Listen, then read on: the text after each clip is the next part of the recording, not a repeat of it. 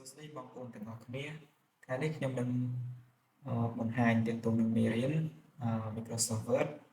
ហើយនឹងការតម្រឹងអត្ថបទទាក់ទងនឹងការតម្រឹងអត្ថបទហ្នឹងគឺយើងដាក់វាឲ្យល្អស្អាតមើលទៅគឺទាក់ទាញអញ្ចឹងយើងមានalignment 4 alignment left alignment center alignment right និង alignment justify ហើយនឹងមួយទៀតទាក់ទងជាមួយនឹង line and paragraph spacing ខ្ញុំនឹងបញ្យល់លម្អិតទាក់ទងជាមួយនឹងការប្រើប្រាស់យើងគ្រាន់តែ select លើអត្ថបទហ្នឹងមកហើយយើង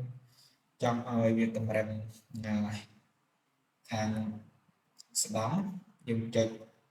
control បូកនឹងអក្សរ O នោះវានឹងតម្រឹងមកខាងស្ដាំតែខាងឆ្វេងគឺអត់ត្រឹមនេះតែបើយើងចង់តម្រឹងខាងឆ្វេងយើងចុច control បូក L នោះវាតម្រឹងខាងឆ្វេងតែបើយើងចង់តម្រឹងតែកណ្ដាលយើងចុច control បូកអក្សរ E ណាវាតម្រឹងតែខាងកណ្ដាលតែប៉ុណ្ណោះអញ្ចឹងមួយទៀតទាក់ទងជាមួយនឹងjustify តម្រឹងទាំងសងខាងគឺយើងចុចcontrol បូក J នោះវានឹងតម្រឹងឲ្យយើងទាំងឆ្វេងទាំងស្ដាំហើយទាក់ទងជាមួយ line spacing យើងចុចAlt H បូកនឹង K